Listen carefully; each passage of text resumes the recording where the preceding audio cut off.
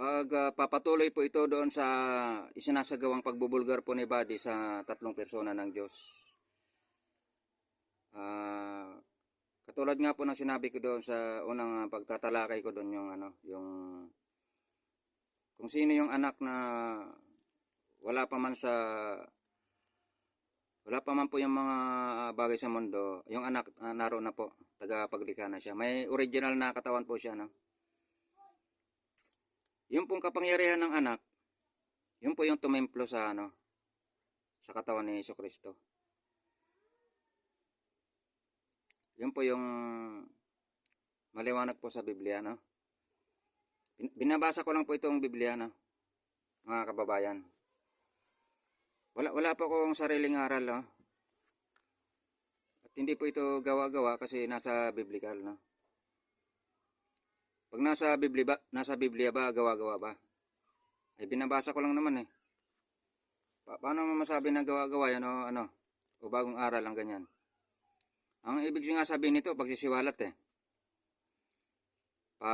Bubulgar. Kasi kung hindi mo ibubulgar, paano? No.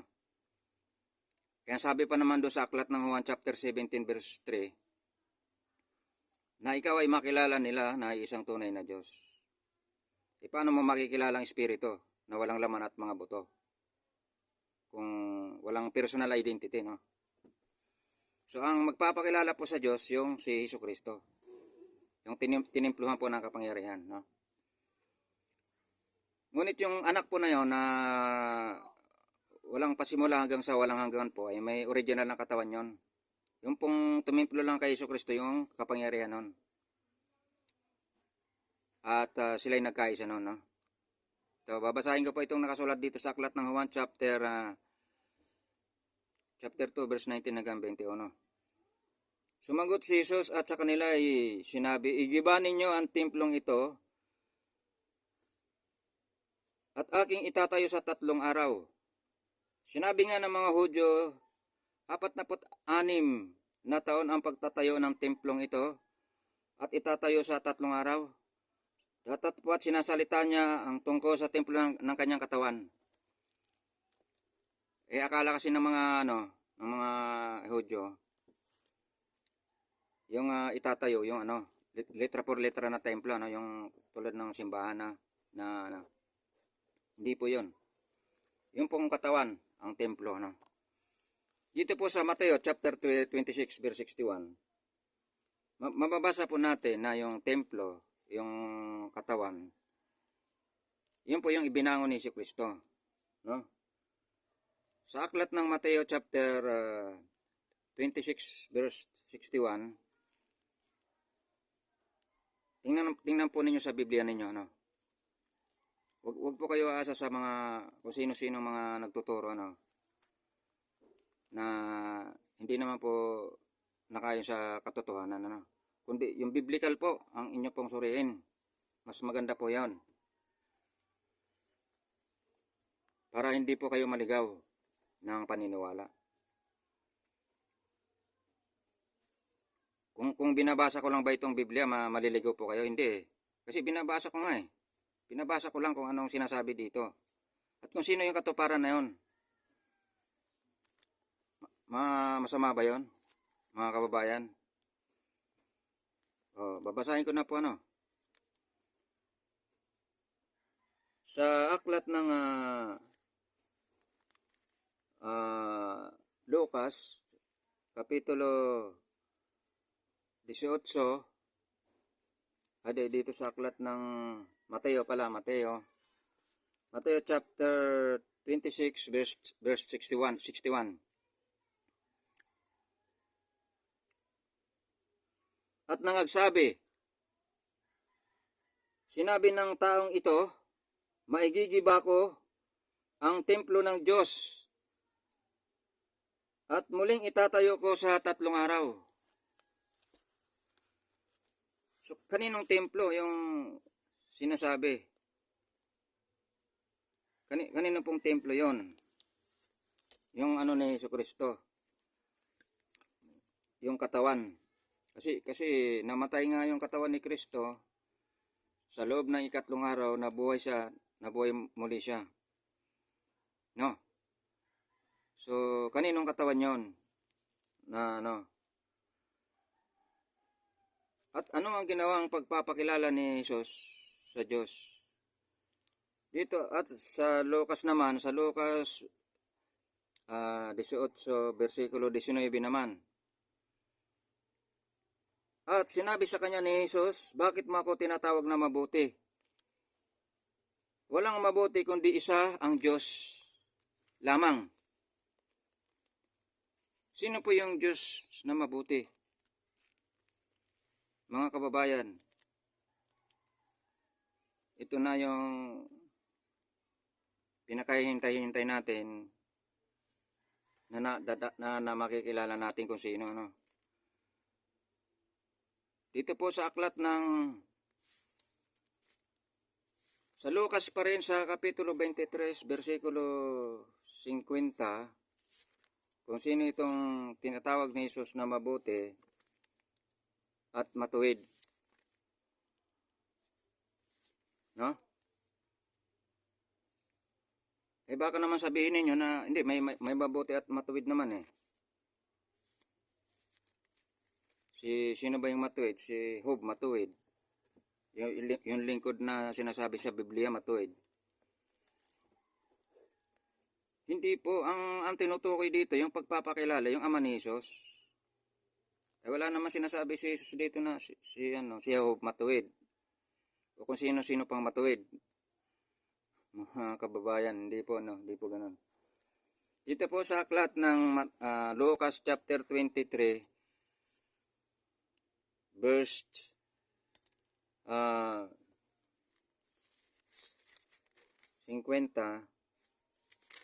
ganito po ang inyong mababasa sa Biblia ninyo. Kahit saan Biblia to, King James Version lang ang basahin nyo. O kahit anong mga kababayan. Pero mas maganda King James Version. Basahin ko na po ito. Ulitin ko, Lucas chapter 24, verse 50 hanggang patuloy ng 51. At narito isang lalaking nagngangalang Jose na isang kasangguni, isang lalaking mabuti at matuwid. Siya'y hindi umayon sa kanilang payo at gawa, isang lalaking taga-Arimatea, bayan ng mga Hudyo na naghihintay ng kaharian ng Diyos. So si Jose po ang ipinapakilala po ni Jesus na mabuti at matuwid. Hindi po galing sa akin itong aral na to o yung mga sinasabi ko. Basahin niyo po yung Biblia. Binabasa ko lamang din. Pag nabasa ninyo, dun din nyo malalaman na si Jose nga ang tinutukoy na mabuti at matuwid. Yan po ang katotohanan na dapat po ninyong malaman.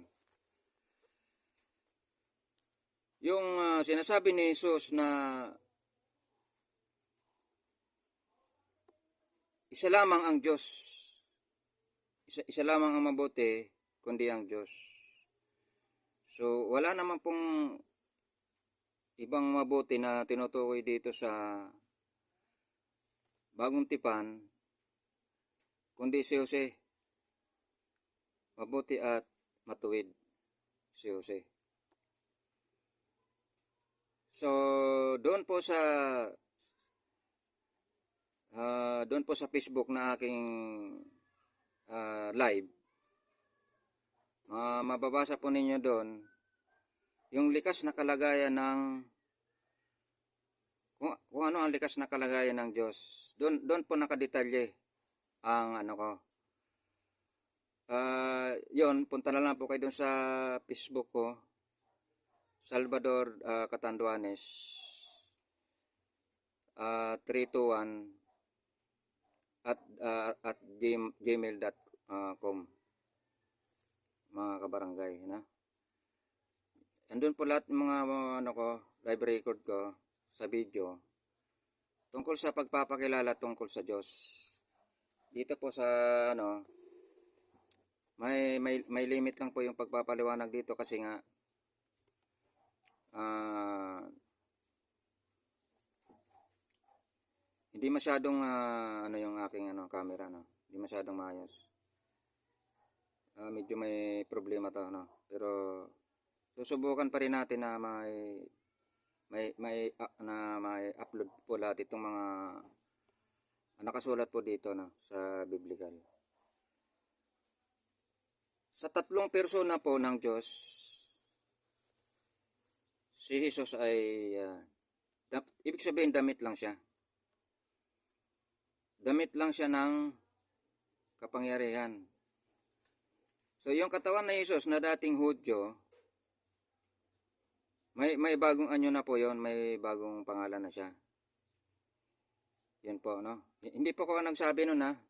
Hindi po ako gumagawa ng sariling aral o binabago ko yung Biblia. Hindi po ako binabasa ko lang po yung Biblia. Ito, babasahin ko nga po ito sa inyo, no? Na nagpapatunay si Jesus na nagbagong anyo siya. Dito sa aklat ng Juan, sa Mateo, chapter 17, verse 2. Ito, babasahin ko po. At nagbagong anyo siya sa harap nila at nagliwanag ang kanyang mukha na katulad ng araw at pumuting tulad sa ilaw ang kanyang mga damit.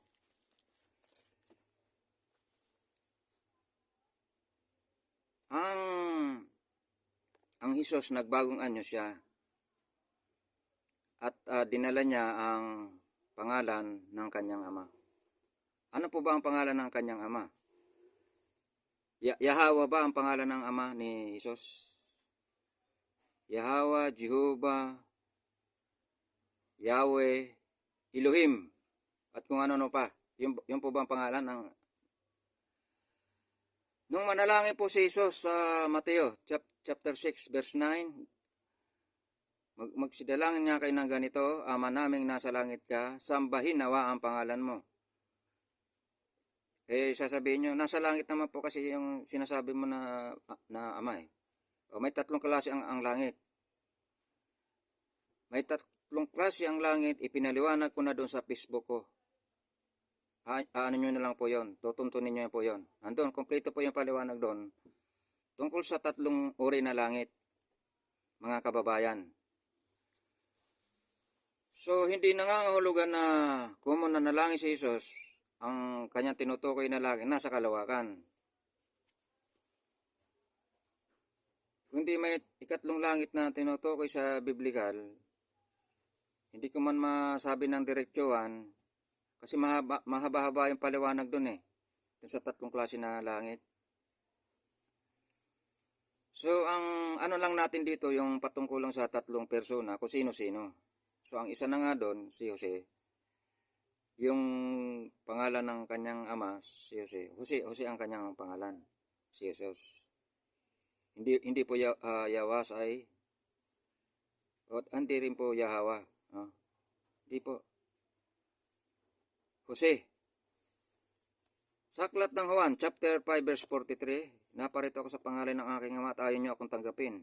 Kung ibang pumarito sa kanyang sariling pangalan, ay siya niyong tatanggapin. At ayon sa aklat ng Juan chapter 1 verse 45, nasumpungan ni Felipe si Nathanael at sinabi sa kanya, nasumpungan namin yung isinulat ni Moises sa kautosahan at gayon din ng mga propeta, si Jesus na taga Nazaret ang anak ni Jose.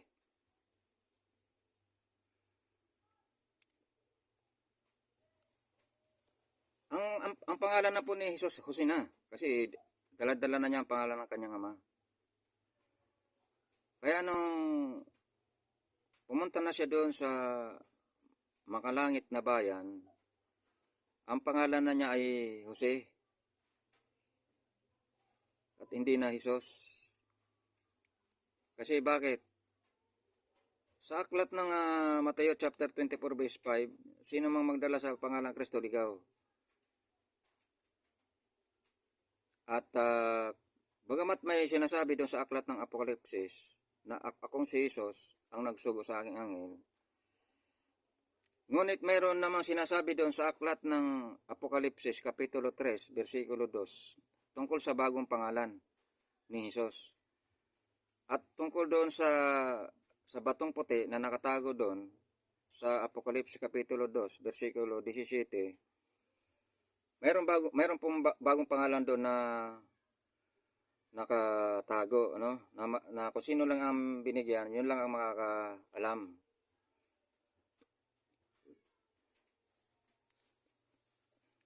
Sa bagong tipan kasi, hindi binigay yung ano na yun, sabi ko nga, hindi binigay yung bagong pangalan.